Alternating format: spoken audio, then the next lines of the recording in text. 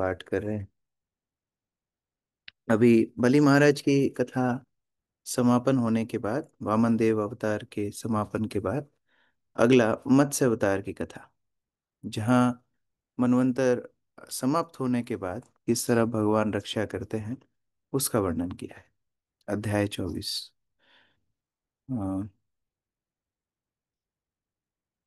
कौन पढ़ेंगे? अमित प्रभु पढ़िए। हरे कृष्ण प्रभु जी, दंडवत प्रणाम। श्री भगवान का मत्स्य अवतार। इस अध्याय में पूर्ण पुरुषोत्तम भगवान के मत्स्य अवतार का वर्णन हुआ है और महाराज सत्यव्रत एक बाढ़ से बचने का वर्णन भी हुआ है।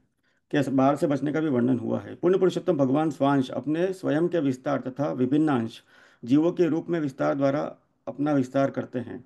जैसा कि श्रीमद् भगवद गीता में कहा गया है, परित्राणाय साधूनां विनाशाय च दुष्कृताम। पुण्य पुरुषोत्तम भगवान इस लोक में साधुओं या भक्तों की रक्षा करने और दुष्टों या अभक्तों का विनाश करने के लिए प्रकट होते हैं। वे विशेषतया गायों, ब्राह्मणों, देवताओं, भक्तों तथा वैदिक धर्म की रक्षा करने के लिए अवतरित होते हैं। इस प्रकार वे विभिन्न रूपों में प्रकट होते हैं, कभी मछली के रूप में, कभी सुकुर के रूप में, तो कभी नरसिंह देव या वामन देव के रूप में। किंतु किसी भी रूप या अवतार में वे प्रकृति के भौतिक गुणों वाले वातावरण में आने पर भी कभी इनसे प्रभावित नहीं होते। यही उनकी परम नियामक शक्ति का द्योतक है। यद्यपि वे भौतिक वातावरण में आते हैं, किंतु माया उन्हें छू तक नहीं सकती, अतएव उन पर कोई भी भौतिक गुण किसी भी कोटि में लागू नहीं हो सकते। एक बार पिछले कल्प के अंत में हयग्रीव नामक एक असुर ने प्रलय के समय वैदिक ज्ञान को ब्रह्मा जी से छीनना चाहा। अतः पूर्ण पुरुषोत्तम भगवान ने स्वयंभू मनु के काल के आरंभ में मत्स्य अवतार धारण करके वेदों की रक्षा की। चाक्षुषु मनु के काल में सत्यव्रत नाम का एक राजा हुआ, जो अत्यंत धर्मात्मा शासक था। उसकी रक्षा हेतु श्री भगवान ने दूसरी बार मत्स्य अवतार धारण किया। बाद में यही राजा सत्यव्रत सूर्यदेव का पुत्र बना और श्राद्ध देव कहलाया। पुण्य पुरुषोत्तम भगवान ने इन्हें मनु के रूप में स्थापित किया। पूर्ण पुरुषोत्तम भगवान की कृपा पाने के लिए राजा सत्यव्रत ने केवल जल पीकर जीवित रहने की तपस्या प्रारंभ की। एक बार कृतमाला नदी के तट पर तपस्या करते हुए जब वे अपनी अंजलि से जल दे रहे थे, तो उन्हें एक छोटी सी मछली मिली।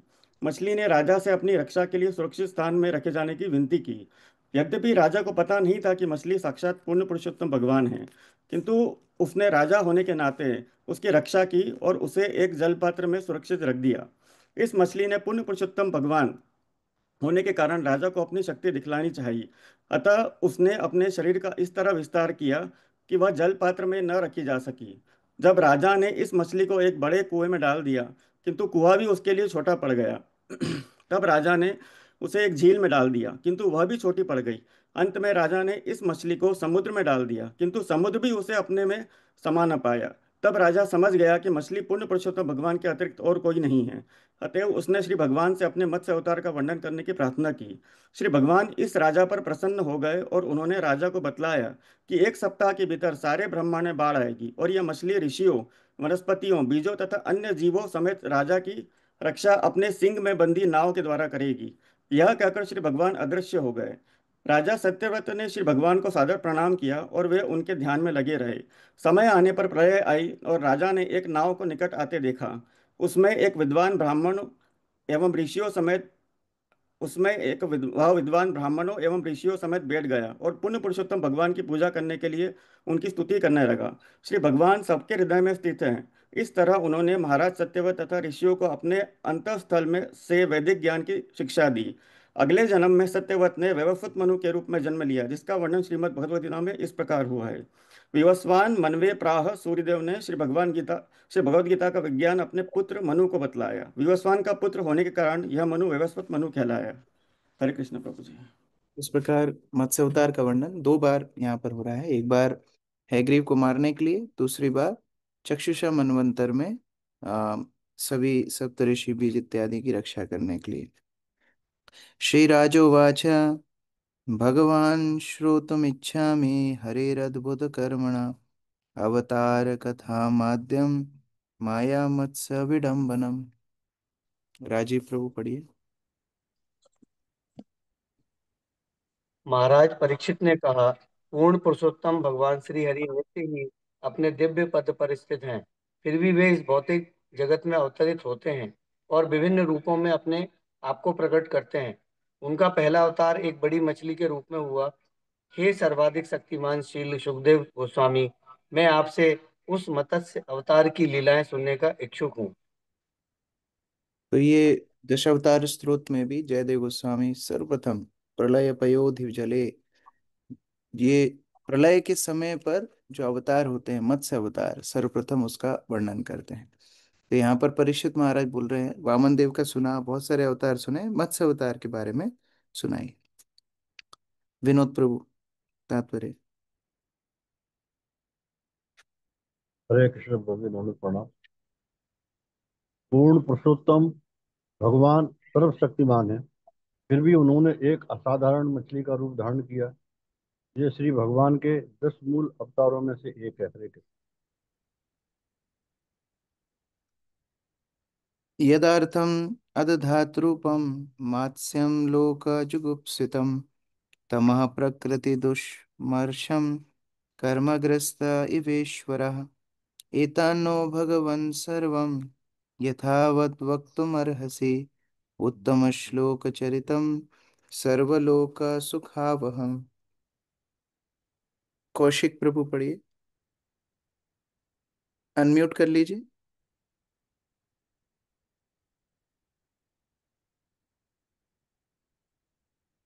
अच्छा अनम्यूट, हाँ अभी हुए थे आप अनम्यूट।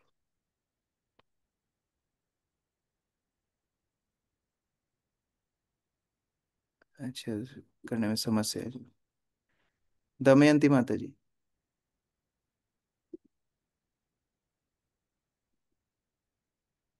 अर्चना प्रेयसी माता जी।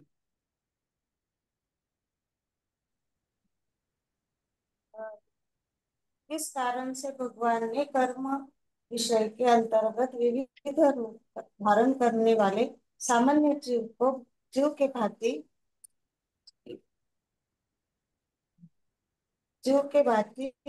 रहित मछली का रूप धारण किया, रूप स्वीकार कर लिया। मछली का रूप निश्चित रूप से रहित एवं घोर पीड़ा से पूर्ण होता है। हे प्रभु, इस अवतार का क्या उद्देश्य था, कृपा करके मुझे समझाए, क्योंकि भगवान की लीलाओं का श्रवण हर एक के लिए मंगलकारी होता है।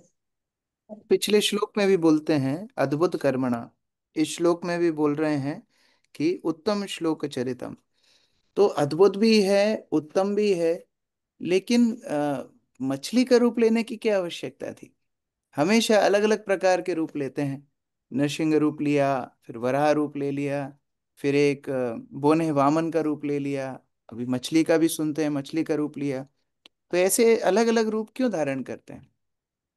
तो एक भक्त व्याख्या कर रहे थे क्योंकि भगवान हर योनि से अपना संबंध स्थापित करते हैं, केवल मनुष्यों से नहीं, हर योनि के साथ अपना संबंध भगवान स्थापित करते हैं। चाहे वो मछली हो, चाहे वो थलचर हो, जलचर हो, वायु में उड़ने वाले हो, वनस्पतियां हो, चाहे वो जल में रहने हर हर जीव के साथ भगवान अपना संबंध स्थापित करते हैं। इसलिए अलग अलग रूपों में आकर के भगवान लीलाएं करते हैं।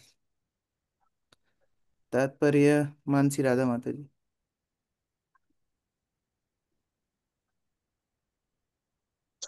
महाराज परीक्षित ने सुखदेव गोस्वामी से जो प्रश्न पूछा वह भगवत गीता में स्वयं भगवान द्वारा बताए गए इस सिद्धांत पर आधारित था।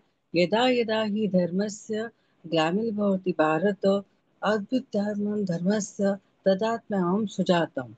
जब जब और जहाँ जहाँ धर्म का ह्रास होता है और अधर्म का उत्थान होता है, तब तब हे भरत, हे भरत वंशज, मैं स्वयं अवतरित होता हूँ। भगवान अपने हर अवतार में जगत को अधर्म से बचाने विशेषकर अपने भक्तों की रक्षा करने के लिए प्रकट होते हैं। परित्राणाय साधूनाम, उदाहरणार्थ वामन देव अपने भक्तों बलि महाराज को बचाने के लिए प्रकट हुए। इसी प्रकार जब भगवान ने ग्रहित मछली के रूप को स्वीकार किया तो अवश्य ही किसी भक्त पर कृपा करने के लिए ऐसा किया होगा। महाराज परीक्षित उस भक्त के विषय में जानने के उत्सुक थे जिनके लिए उन्होंने यह स्वरूप धारण किया था।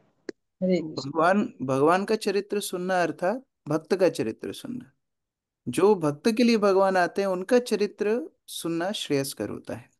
भगवान अपने शाश्वत धाम में रहते हैं और वहाँ सब वैष्णव हैं, वहां पर कोई भी अभक्त नहीं है भगवान के धाम में। लेकिन जब भूमंडल पर भगवान विशेष रूप से अवतरण करते हैं तो किसी न किसी भक्त के लिए अवतरण करते हैं, और वो भक्त के चरित्र सुनना हमारी भक्ति के लिए बहुत बहुत महत्वपूर्ण होता है। श्रीसूत उवाच इत्युक्तो विष्णुरातेन भगवान् बादरायणे उवाच चरितं विष्णुर्मत्स्यरूपेण यत्कृतम्। पूजा रावल माता जी। हरे कृष्णा प्रभु जी। सूत गोस्वामी ने कहा, जब परीक्षित महाराज ने सुखदेव गोस्वामी से इस प्रकार जिज्ञासा प्रकट की तो उस महान शक्तिशाली साधु पुरुष ने भगवान के मत्स्य अवतार की लीलाओं का वर्णन करना प्रारंभ कर दिया। तो वो तो तैयार थे ही कि भगवान की कथाएं और वैष्णव की कथाओं को सुनाने के लिए। जब परीक्षित महाराज का उत्साह बढ़ता है तो सुखदेव गोस्वामी का उत्साह और ज्यादा बढ़ जाता है। तो इस प्रकार से श्रोता वक्ता का इतना अच्छा संबंध है कि यहाँ परीक्षित महाराज जिज्ञासा करते हैं, सुखदेव गोस्वामी उत्साह से उस चरित्र को सुनाने लगते हैं। श्री शुको वाचा गो विप्र सुर साधुनाम छंदसामपि चेश्वरा रक्षामिच्छाम तनुर्धत्ते धर्मस्यार्थस्य चैव हि। प्रथम प्रभु। श्रील सुखदेव गोस्वामी ने कहा, हे राजन, गायों, ब्राह्मणों, देवताओं, भक्तों, वैदिक साहित्य, धार्मिक सिद्धांतों तथा जीवन के उद्देश्य को पूरा करने वाले नियमों की रक्षा करने के लिए श्री भगवान अवतरित होते हैं। हरे कृष्ण। भगवान के अवतार का उद्देश्य होता है, क्योंकि वो स्वयं अपनी इच्छा से अवतार लेते हैं। हमारे जन्म के पीछे एक ही कारण है, हमारे कर्म बंधन। कोई व्यक्ति को कभी कभी ऐसी भावना आ सकती है कि मैं तो एक बहुत बड़े उद्देश्य को पूरा करने के लिए जन्म लिया हूं। ऐसा कुछ नहीं है। कर्म बंधन के कारण हम अपनी अपनी सुख दुख जो भी है इस योनि में भोग रहे हैं। लेकिन भगवान जो अवतार लेते हैं उनके आने का प्रयोजन होता है गो ब्राह्मण हिताय।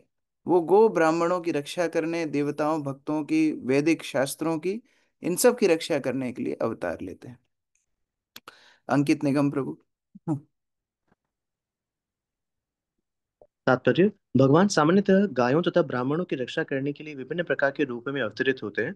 भगवान को गुरु ब्रह्मणिताय च कहा गया है, अर्थात वे गायों तथा ब्राह्मणों का उपकार करने के लिए सदैव उत्सुक रहते हैं। जब भगवान कृष्ण अवतरित हुए तो वे जानबूझकर ग्वालवाल बने और उन्होंने स्वयं यह दिखलाया कि किस तरह गायों तथा बछड़ों की रक्षा करनी चाहिए। इस प्रकार उन्होंने सुदामा विम्र को, जो असली ब्राह्मण थे, सम्मान प्रदान किया। भगवान के निजी कार्यों से मानव समाज को चाहिए कि गायों तथा ब्राह्मणों की रक्षा करना सीखें। तभी धर्म, जीवन के उद्देश्य की पूर्ति तथा वैदिक ज्ञान की रक्षा की जा सकती है। गायों की सुरक्षा के बिना न तो ब्राह्मण संस्कृति को स्थिर रखा जा सकता है और न ही ब्राह्मण संस्कृति के बिना जीवन का उद्देश्य, अर्थ पूरा किया जा सकता है। अतएव भगवान को गुरु ब्रह्मणिताय कहा केवल गायों तथा ब्राह्मणों की रक्षा के लिए होता है। दुर्भाग्यवश, क्योंकि कलयुग में गायों की तथा ब्राह्मण संस्कृति की रक्षा नहीं हो पाती, प्रत्येक वस्तु डावाडोल स्थिति में रहती है।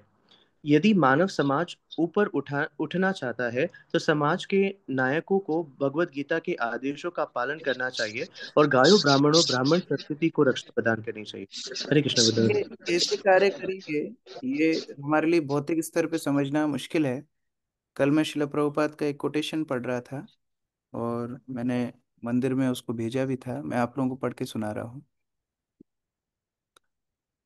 वंस एक बार, मैं हिंदी में पढ़ रहा हूँ। एक बार हंसदूत प्रभु जुहू में शिला प्रभुपाद के दर्शन हेतु पहुंचे। वे हैदराबाद फार्म प्रोजेक्ट की कुछ व्यवस्थाओं से चिंतित थे और अपने हृदय की पीड़ा उन्होंने शिला प्रभुपाद के समक्ष प्रकट की। शिला प्रभुपाद ने उनकी बातें सुनी, जिससे सभी को आश्चर्य हुआ कि कैसे प्रभुपाद उनके लिए इतना स्नेह रखते हैं। हंसदूत प्रभु ने समझाया कि उनकी ये योजना है, क्योंकि फार्म पे कई समस्याएं आ रही हैं। तो उन्होंने बोला कि उत्तम नस्ल की गाय हम लाएंगे जो अत्यधिक दूध देती हूँ। इससे भक्तों की आवश्यकता तो पूरी हो ही जाएगी, और जो एक्स्ट्रा दूध, दही, घी बचेगा उसको हम बेच करके प्रॉफिट कमाएंगे। तो कैसे होगा कि वो प्रॉफिट से फिर हम गौशाला चलाएंगे, और वो प्रॉफिट से गौशाला चलाएंगे तो हम लोग बहुत सारे गौ हत्या से बच सकते हैं। तो शिला प्रभुपाद ने उत्तर दिया। प्रभुपाद बोल रहे हैं, this is not the idea to keep cows and get milk and produce yogurt and cheese and ghee by selling them to become fat rich capitalists. The idea is to please Krishna, that is bhakti. Even if we lose money, we still protect the cows and depend on Krishna.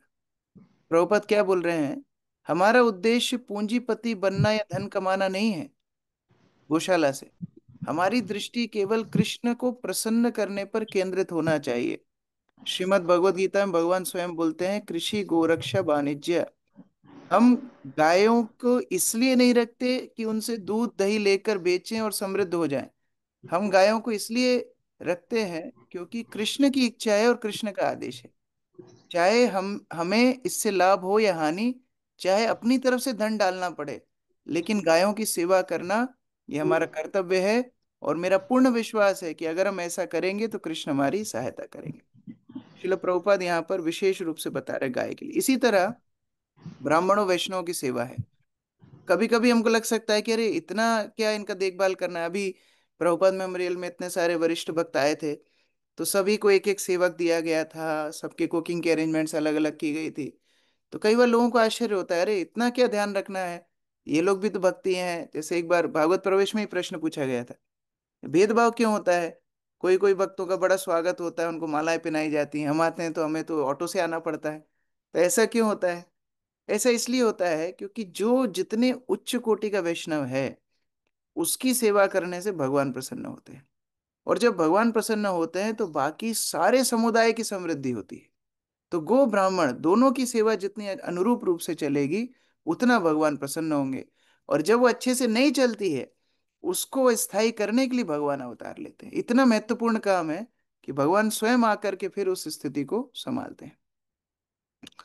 उच्चावचेषु भूतेषु चरन् वायुर्वेश्वरः, नोच्च वा वचतं भजते निर्गुणत्वात् दियो गुणैः।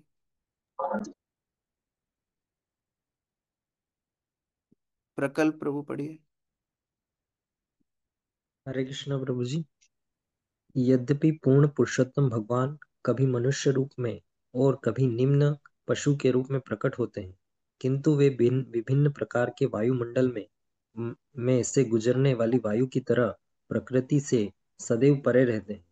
प्रकृति के भौतिक गुणों से परे रहने के कारण वे उच्च तथा निम्न रूपों से प्रभावित नहीं होते।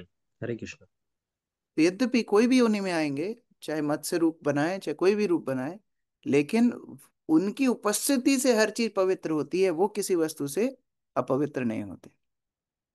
परमवीर प्रभु। हरे कृष्ण को धन्यवाद। पूर्ण पुरुषोत्तम भगवान भौतिक प्रकृति के स्वामी हैं। मध्याश्रय प्रकृति तुयते सचाराचरम। इसलिए प्रकृति के परम नियामक होने के कारण श्री भगवान उनके प्रभाव में नहीं आ सकते। यहाँ पर वायु का उदाहरण दिया गया है।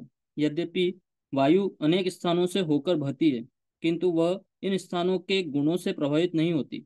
यद्यपि वायु में कभी कभी गंदे गंदे स्थान की गंध आ जाती है, किंतु वायु को उस स्थान से कुछ लेना देना नहीं होता। इसी प्रकार पूर्ण पुरुषोत्तम भगवान सर्व शुभ तथा सर्व मंगलकारी होने के कारण कभी भी किसी साधारण जीव की भांति भौतिक गुणों से प्रभावित नहीं होते। पुरुष प्रकृतिस्थो ही भूते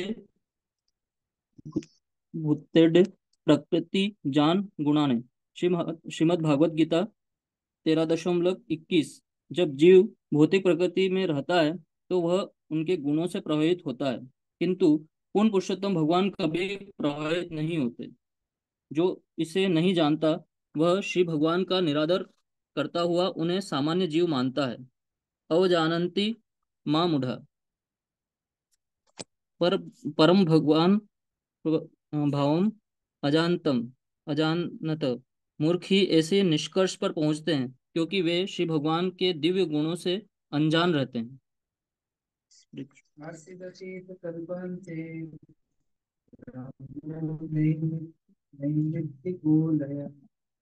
प्रभु यू आर ऑन म्यूट। हरे कृष्णा।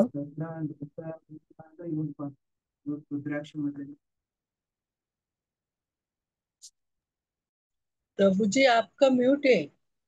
हरे कृष्ण रुद्राक्षी प्रभु। माता जी। हरे कृष्णा प्रभु जी।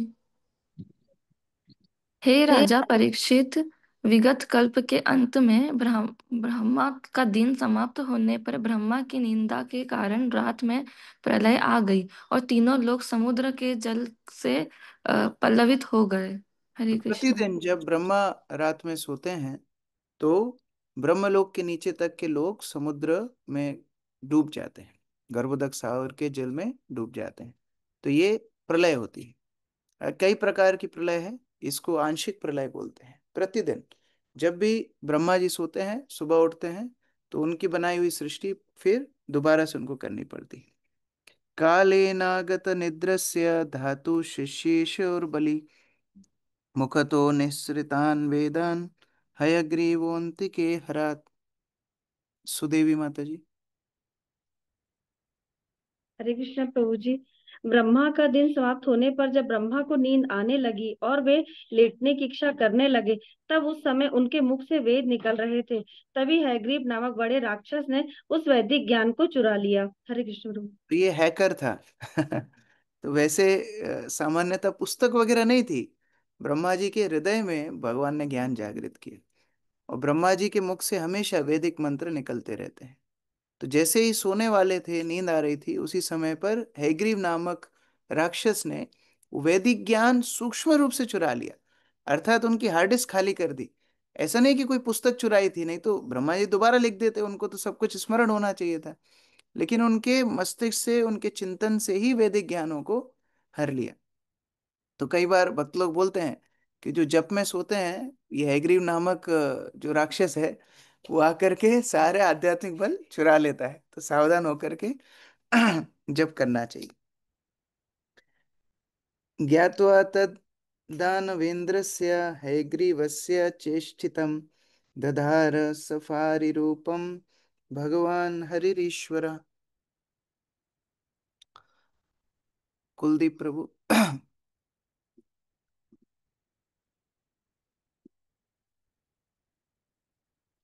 ब्रजभूमि माता जी। यह जानकर कि यह कार्य महान असुर हैग्रीव ने किया है, सर्व ऐश्वर्यशाली भगवान हरि ने मछली का रूप धारण किया और उस असुर को मारकर वेदों को बचाया। तात्पर्य। कि प्रत्येक वस्तु जल में निमग्न हो गई थी। वेदों को बचाने के लिए भगवान के लिए मछली का रूप धारण करना आवश्यक हो गया था। तो आज तो प्रलय है, सब कुछ जल में डूबा हुआ है, और ये राक्षस आकर के वैदिक ज्ञान को चुराया। तो भगवान अनुरूप हमेशा जब रूप बनाते हैं, अनुकूल रूप बनाते हैं। तो जिस स्थिति के हिसाब से रूप की आवश्यकता होती है, तो जल में मछली सामान्यतः सहज रूप से जा सकती है, तो मत्स्य अवतार लेकर के उस राक्षस का वध किया। तत्र राजा ऋषि कश्चिन नामना सत्यव्रतो महान नारायण परो तपत सह शलीलासना। अनुपमा राधिका माता जी। हरे कृष्णा प्रभु जी। दानी प्रणाम। चाक्षुष मनवंतर में सत्यव्रत नाम का एक महान राजा हुआ, जो पूर्ण पुरुषोत्तम भगवान का महान भक्त था। सत्यव्रत ने केवल जलपान के द्वारा जीवन को बनाए रखकर तपस्या की। तो ये सारे राजऋषि हुआ करते थे। राजऋषि अर्थात राजा तो हैं, लेकिन मनोवृत्ति ऋषि वाली है। तो चक्षुषा मनवंतर में बहुत धर्मात्मा राजा सत्यव्रत की कथा आ रही है। तो कई सत्यव्रत हुए, जैसे दामोदर अष्टकम लिखा है सत्यव्रत मुनि ने, वो अलग है। ये सत्यव्रत राजा भगवान के महान भक्त हैं और केवल जल पान कर करके भगवान को प्राप्त करने के लिए तपस्या कर रहे थे। रोहित प्रभु पढ़िए। भगवान ने वेदों को बचाने के लिए एक बार स्वयंभू मनवंतर के शुरू में मछली का रूप धारण किया और दोबारा चाक्षुष मनवंतर में केवल सत्यव्रत नामक महान राजा पर कृपा करने के लिए मछली का रूप धारण किया। जिस प्रकार वराह के दो अवतार हुए, उसी प्रकार मछली के भी दो अवतार हुए थे। भगवान ने एक मत्स्य अवतार हयग्रीव को मारकर वेदों की रक्षा करने के लिए धारण किया और दूसरा मत्स्य अवतार राजा सत्यव्रत पर कृपा करने के लिए। तो आगे ही प्रथम स्कंद में ही हम पढ़ते हैं, सौनकादि ऋषि सूत गोस्वामी से जो 6 प्रश्न पूछते हैं, उनमें एक प्रश्न ये था कि भगवान के अलग अलग अवतारों का वर्णन कीजिए। क्योंकि उन्हें मालूम है, दो कारण है, एक तो वो सुनना चाहते थे भगवान के अद्भुत कर्म, और दूसरा उनको मालूम है आगे आके बहुत आड़े टेढ़े अवतार आएंगे जो अपने आप को भगवान बताएंगे। तो उन सब से भगवान के जो वास्तविक अवतार है उनके बीच में पार्थक्यता समझ में आए, इसलिए भगवान के अद्भुत कर्मों का वर्णन आवश्यक है। तो इसीलिए बार बार जो अवतारों का वर्णन बीच में आ रहा है, उससे ये सिद्ध है कि भगवान दिव्य स्थिति में हमेशा स्थित रहते हैं। अगर वो मछली बन करके असुर का दमन कर सकते हैं, अर्थात वो जिस रूप में आएंगे वो रूप दिव्य है, तो आगे जो कृष्ण अवतार की लीला आने वाली है, भगवान कृष्ण की लीलाएं आने वाली हैं, उन्हें कभी भौतिक दृष्टिकोण से नहीं देखना है। योऽसावस्मिन् महाकल्पे तनया सा विवस्वतः श्राद्धदेव इति ख्यातो मनुत्वे हरिनार्पिता। जयपाल प्रभु।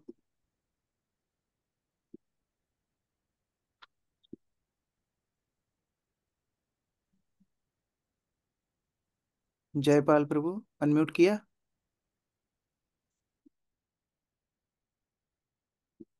अच्छा, विशाल प्रभु। इस वर्तमान कल्प में राजा सत्यव्रत बाद में सूर्यलोक के राजा विवस्वान का पुत्र बना और शाहदेव के नाम से विख्यात हुआ। पूर्ण पुरुषोत्तम भगवान की कृपा से उसे मनु का पद प्राप्त हुआ। तो हरे वही कृष्ण। सत्यव्रत मुनि, सत्यव्रत राजा बाद में हमारे ये विवस्वत मनवंतर में वैवस्वान के पुत्र वैवस्वत मनु शाददेव के नाम से जाने गए, जो गीता में भी जिनका उल्लेख होता है। अभी एकदा, एक समय की बात है, एकदा कृतमालायां कुर्वतो जलतर्पणम् तस्यांजलिरुदक कश्चित् शापरि एकभ्यपद्यत।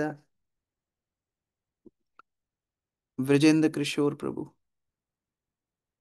हरे कृष्णा प्रभु जी, दंडवत प्रणाम। एक दिन जब राजा सत्यव्रत पुतमाला नदी के तट पर जल का तर्पण करके तपस्या कर रहा था, तो उसकी उंगली के जल में एक छोटी सी मछली प्रकट हुई। हरे कृष्ण। तो कब कैसे भगवान हमारे जीवन में आ जाएंगे, ये समझना बहुत मुश्किल है। कोई व्यक्ति किसी उद्देश्य से घर से निकलता है, फिर भक्त लोग मिलके भगवत गीता दे देते हैं। कोई कुछ और सोच करके मोबाइल फोन उठाता है, फिर कोई वीडियो भगवान संबंधित, इस्कॉन संबंधित आ जाती है। कोई कॉलेज में पढ़ने के लिए जाता है, वहां भक्त लोग उसको पकड़ लेते हैं। तो कैसे कहाँ भगवान हमारे जीवन में आ जाएंगे, हम लोग ये भगवान की लीला को समझ नहीं पाएंगे। भगवान नासिका से प्रकट हो गए वरादेव के रूप में, खंबे से निकल गए नरसिंह देव के रूप में, और यहाँ सत्यव्रत रोजाना की तरह कृतमाला नदी में गया। हम लोग जल का अर्घ अंजलि में भरते हैं अर्पित करने के लिए, वो जल को भरा, एक छोटी सी मछली हाथ में आ गई, पूरा जीवन उससे बदल गया। भगवान की अहेतु की कृपा है। सत्यव्रतो अंजलि गताम सह तोयेन भारत उत्सृज्य नदी तोये शफरिम द्रविड़ेश्वर। यमुना रानी माता जी। हरे कृष्ण प्रभु जी, दंडवत प्रणाम।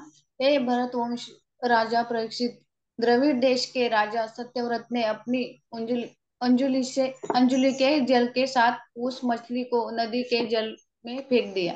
हरे कृष्ण। तो अभी अभ्यास जीव का इतना हो गया है भगवान से दूर जाने का, कि भगवान अलग अलग माध्यमों से आते हैं, लेकिन फिर जीव भगवान से दूर जाना चाहता है। आए हाथ में, सत्यवत मुनि तो सत्यवत राजा पहचान नहीं पाए, दोबारा से जल में छोड़ दिया। मछली का क्या करेंगे, हाथ में आई, दोबारा छोड़ दिया। लेकिन फिर भगवान की अनुकंपा है, अगले श्लोकों से ये वार्तालाप है। भगवान मछली के रूप में राजा से चर्चा करते हैं कि आप मुझे क्यों छोड़ रहे हो, मैं आपके आश्रय में आई हूं, आप मुझे आश्रय दो। वास्तव में कौन किसको आश्रय दे रहा है, भगवान राजा को आश्रय दे रहा है।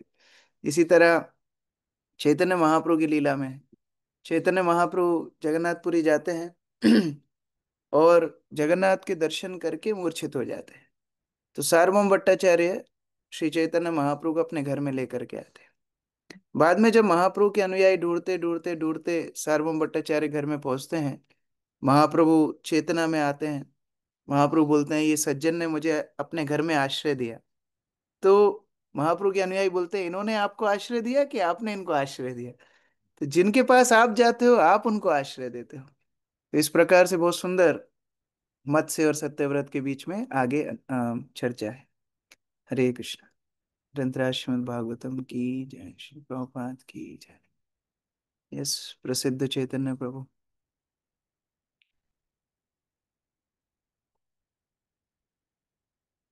प्रसिद्ध चैतन्य प्रभु हैंड रेज किया है। हरे कृष्णा प्रभु जी, दंडवत प्रणाम। हम्म। प्रभु जी, जैसा आप आज आपने बताया हुआ है कि भगवान का जो अवतार होता है वो गो ब्राह्मण हिताय च, हम्म। गाय गायों की और ब्राह्मणों की रक्षा के लिए भगवान मुख्यतः अवतार लेते हैं। हम्म। और लास्ट संडे में हिज होलीनेस चंद्रमौली महाराज, गुरु महाराज बता रहे थे कि हमारी लाइफ में, पूरे विश्व में, संसार की 95% समस्याओं का समाधान इसमें हो सकता है कि हम गौओं की अच्छे से रक्षा कर सकें और गौओं को अच्छे से सुरक्षित सुरक्षा प्रदान कर सकें। तो मैं हम्म। उस लेवल पर उसका कन्विक्शन मेरे में ये था कि ऐसा कैसे हो सकता है कि 95% चीजों का सोल्यूशन इस अकेली इस चीज से हो सकता है। तो हम्म। इसको थोड़ा सा समझाने का वो करेंगे थोड़ा डिटेल। जैसे मान लो कोई एक छोटे गांव में प्रधानमंत्री जाने वाले हैं किसी कारण से, उनका कोई मित्र है या जो भी कारण है। तो जब प्रधानमंत्री किसी गांव में जाते हैं तो रोड नई बना दी जाती है, डिवाइडर बना दिए जाते हैं, लीपा पोती जितनी होनी है सब हो जाती है, जितनी बिल्डिंग्स खराब दिखती हैं उनको भी रिपेयर कर दिया जाता है। तो एक व्यक्ति से मिलने जाते हैं लेकिन पूरे गांव को बेनिफिट मिल जाता है। वो रोड तो बन गई, अभी सभी इस्तेमाल करेंगे। वो पुल बन गया, सभी इस्तेमाल करेंगे। उसी तरह से भगवान गायों को इतना प्रेम करते हैं। यदि गाय प्रसन्न होगी, भगवान गाय को खुश रखने के लिए प्रकृति को बोल देंगे इन सबको सारी व्यवस्थाएं कर दो, सारे तरह से इनको उत्कृष्ट सुविधाएं दो। लेकिन जब गाय परेशान होगी तो भगवान कुपित होंगे, तो प्रकृति कभी भी हमें सुविधाएं नहीं देगी। तो ये आध्यात्मिक स्तर पे ये सारे कैलकुलेशन होते हैं। जैसे पेड़ हमें ऑक्सीजन देते हैं, हमें मालूम है पेड़ के ऊपर हमारा जीवन निर्भर है। जल पी करके हम अपनी प्यास बुझाते हैं, हमको मालूम है जलाशयों के ऊपर हमारा जीवन निर्भर है। तो ये शारीरिक स्तर पे हम संबंध समझ पा रहे हैं। लेकिन उसी तरह सूक्ष्म स्तर पे गाय के साथ हमारा संबंध है। जितना ज्यादा गाय प्रसन्न होगी उतना ज्यादा प्रकृति हमें सारी सुविधाएं देगी। तो इसीलिए गाय के लिए बहुत ज्यादा सेवा भाव होना चाहिए और अलग से प्रयास करने की आवश्यकता नहीं है। कई बार लोग ये सुनकर के चलो मैं तो गौशाला खोलूंगा, नहीं। अगर हम इस्कॉन के साथ जुड़ करके इस्कॉन के प्रचार में मदद करेंगे तो अपने आप इस्कॉन बहुत सारी गौशाला खोल ही रहा है, उनका और विकास होगा। कई भक्त ऐसे जुड़ेंगे जिनको लेकर के हम वर्णाश्रम समुदायों की स्थापना कर सकते हैं, तो वहां पर फिर गोरक्षा हमारा मुख्य केंद्र बनेगा। तो प्रचार करने से ये सारी सुविधाएं अपने आप हमें मिलती चली जाएंगी। तो इसलिए जिनको भगवान प्रेम करते हैं उनकी सेवा करने से अपने आप प्रकृति अनुकूल हो जाती है। कई स्थान ऐसे हैं जहाँ बहुत बड़े बड़े भूकंप आए हैं। उसका कारण है बड़े स्तर पर गौ हत्याएं उस स्थान पे होती है। जैसे नेपाल में एक बड़ा फेस्टिवल होता है, इसमें कई भैंसों को कई गायों को काटते हैं। तो नेपाल में बहुत बड़े भूकंप उस उत्सव के थोड़े समय बाद ही आया। भुज में बहुत बड़ा कसाई घर था, हमको मालूम है कितना बड़ा ये ये शताब्दी के शुरुआत में बहुत बड़ा भूकंप आया था। इसी तरह पूना में हर कभी झटके लगते रहते हैं, वहां पर बहुत बड़े कसाई घर हैं जहाँ गायों को काटा जाता है। तो इस तरह स्थान जहां पर गाय की हत्या होगी, जहां पर गाय को पीड़ित किया जाएगा, वहां पर प्रकृति प्रतिकूल हो जाएगी। और इसीलिए हम लोगों को बहुत ध्यान से, अगर किसी को इस भौतिक संसार में भी अच्छे से जीना है तो गाय की सेवा बहुत अच्छे से करनी चाहिए। यस, ब्रजेंद्र किशोर को। हरे कृष्णा प्रभु जी। मेरा प्रश्न कल की क्लास से है प्रभु जी।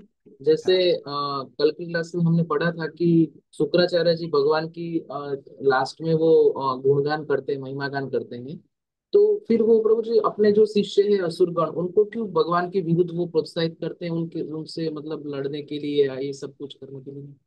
श्रीला विश्वनाथ चक्रवर्ती ठाकुर बताते हैं भक्ति प्राप्त होती है भक्त की कृपा से। जब तक भक्त के अनुगत कोई नहीं होगा भक्ति जागृत नहीं होगी। तो शुक्राचार्य सारा ज्ञान है कि भगवान सर्वे सर्वा हैं, उनका आश्रय लेना चाहिए, उनके नाम के जप से सारी त्रुटियां दूर हो जाएंगी। फिर भी भक्तों के अनुगत नहीं हुए। और जब तक भक्तों के अनुगत नहीं होंगे भक्ति जागृत नहीं होगी। हाँ, भगवान का नाम ले रहे हैं, बहुत कुछ कर रहे हैं, लेकिन फिर भी भक्ति जागृत नहीं होती। चैतन्य लीला में आता है कि कई कई जन्म तक भी अगर कोई नाम संकीर्तन करता रहेगा फिर भी उसके हृदय में प्रेम जागृत नहीं होगा, अगर वैष्णवों के आश्रय में वो नहीं रहेगा तो वहां पर त्रुटि हो रही है।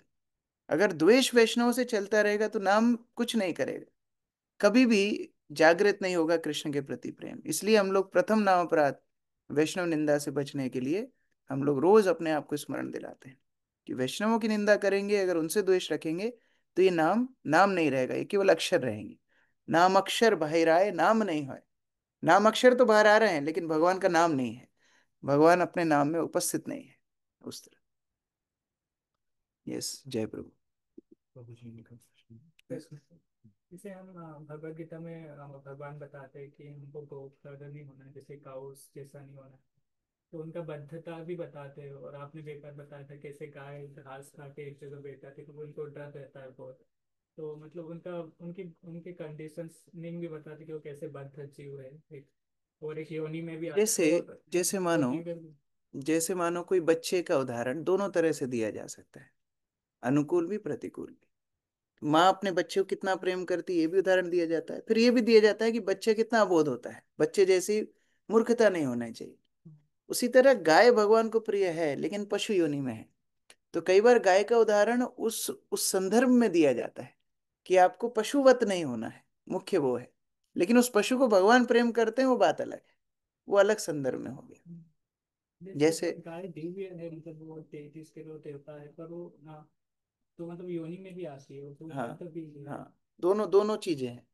जैसे मानो कोई एक भक्त भौतिक जगत में शरीर धारण किया है तो उसके भक्त होने का गुणगान है, लेकिन इसका मतलब ये नहीं है कि लोगों को ये बोला जाएगा कि आप भौतिक संसार में जन्म लो, ये प्रतिकूल स्थिति है। तो बोला यही जाएगा कि ये शरीर बंधन का कारण है, ये शरीर तमस है, अविद्या है, यही बोला जाएगा। लेकिन आपको क्या करना है, भक्त बनना है, भक्त बनने से भगवान के प्रिय हो जाओगे। तो इसी तरह गाय के शरीर को गुणगान नहीं किया गया है, गाय भगवान को प्रिय है वो गुणगान किया गया है। तो गुण हो भक्त के, लेकिन वो पशु है वो उदाहरण दिया गया है कि गो खरा, अर्थात पशु समान चेतना नहीं होना चाहिए। दोनों उदाहरण अलग अलग संदर्भ। उनका शरीर भी तो दिव्य रहता है एक तरीके से कि देवी देवता वास करते हैं, पर वो बात उनका वो नहीं है, बात है भौतिक संसार में नहीं रहना है, भौतिक संसार। भौतिक संसार में नहीं रहना। जैसे भगवान भगवत गीता में बोलते हैं कि जो इस जीवन में भक्ति अधूरी करेगा अगले जन्म में मैं उसको अच्छे परिवार में जन्म दूंगा। अच्छी बात है, वो एक संदर्भ की बात है। लेकिन भौतिक संसार में जन्म लेना चाहिए क्या? नहीं लेना चाहिए। तो कोई बोलेगा नहीं वो तो भगवान के द्वारा ही दिया गया है, अरे वो एक एडजस्टमेंट, एक संदर्भ में बात चल रही है। लेकिन भौतिक संसार में जन्म इन ऑल दुष्परिणाम लेकर के आए। योनि श्रेष्ठ, गाय श्रेष्ठ है, पर यह भौतिक संसार भौतिक संसार में नहीं, नहीं है। भौतिक संसार में आना ही नहीं है, हाँ। ये उदाहरण दिया जाए। मधुसूदन प्रभु।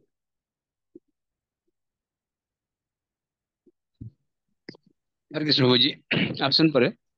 हम्म। मेरा प्रश्न ये है कि पिछले क्लास से है, जैसे पियावत पालन किए दैत्य माता ने, तो उन्होंने फिर कर्म कांड के लिए भगवान को बुलाया कि स्वर्ग प्राप्त हो जाए मेरे बेटे के लिए और असुरों को ये हो जाए। तो उन्होंने फिर ऐसा हम तो कभी कभी भगवान से भक्ति के लिए भक्ति मांगना चाहिए ऐसा होता है, पर उन्होंने कर्म कांड के लिए बोला तो भगवान फिर भी आए थे ऐसे। ये उदाहरण से ये शिक्षा भागवत दे रही है कि अगर कोई सकाम भाव से भगवान को आश्रय लेगा तो भी भगवान मिल जाते हैं। तो अगर कोई शुद्ध भक्ति करेगा तो भगवान कितने उस व्यक्ति के ऋणी हो जाएंगे, ये उदाहरण दिया जा रहा है। जैसे मानो कोई बच्चे को पास नहीं होना था फिर टीचर ने पास कर दिया, इतना दयालु टीचर है, 20 नंबर आने थे फिर भी उसको 40 नंबर दे दिए। तो जो 80 नंबर का लिख के आएगा उसको कितने नंबर देंगे, ये बात चल रही है। इससे ये नहीं सीखना है कि अच्छा 20 वाला पास होता है तो मैं भी 20 का ही लिख के आऊंगा, ये नहीं सीखना है। ये सीखना है कि अगर 20 वाले को पास कर देती है टीचर तो फिर अगर मैं अच्छे से पेपर करके आऊंगा तो मुझे तो अव्वल दर्जे से ही पास करेगी, ये देखना है। अकामो सर्वकामो व मोक्ष कामो धारति तीव्रेन भक्ति योगेन जजते पुरुषम परम। अगर अकाम हो, सकाम हो, मोक्षकामी हो, हर किसी को भगवान का आश्रय लेना चाहिए। लेकिन भगवान किससे प्रसन्न होते हैं? भगवान प्रसन्न होते हैं शुद्ध भक्तों से, तो इसलिए बताया जाता है कि शुद्ध भक्ति की कामना की जाए। सरिता माता जी, अंतिम प्रश्न। हरे कृष्णा प्रभु जी, दंडवत प्रणाम। प्रभु जी, भगवान जो दूसरा अवतार लेते, एक तो हिरणाक्ष को मारने के लिए और दूसरा कैसे अवतार ले, वो पता नहीं। वही चल रहा है अभी। मत्स्य अवतार की दो व्याख्याएं, एक हिरण्याक्ष को मारा, ओ सॉरी हैग्रीव को मारा, और दूसरा यहाँ पर सत्यव्रत राजा के सामने प्रकट हुए। और वरादेव के दो जो आप बोल रहे हो वो भी उस तरह दो बार, एक श्वेत वरा, एक रक्त वरा। तो अलग अलग कल्प में भगवान थोड़ा अलग अलग तरह से आते हैं। जैसे आप रोज भोजन पकाती हो, लेकिन एक ही तरह से बनाओगी तो सब बोर हो जाएंगे, तो थोड़ा अलग अलग बनाती हो, कभी भिंडी, कभी आलू, कभी दाल, कभी कुछ और, कभी लिट्टी चोखा, अलग अलग चीजें बनाती हो। तो उसी तरह से भगवान भी एक ही एक रूप में आएंगे तो बोर हो जाएंगे, तो कभी लाल वराह बन के, कभी श्वेत वराह बन के अलग अलग रूपों में आते हैं। लीलाओं में थोड़ा सा चेंज भगवान हर बार कर देते हैं। हरे कृष्ण। श्रील प्रभुपाद की जय, समेत भक्तवृंद की जय।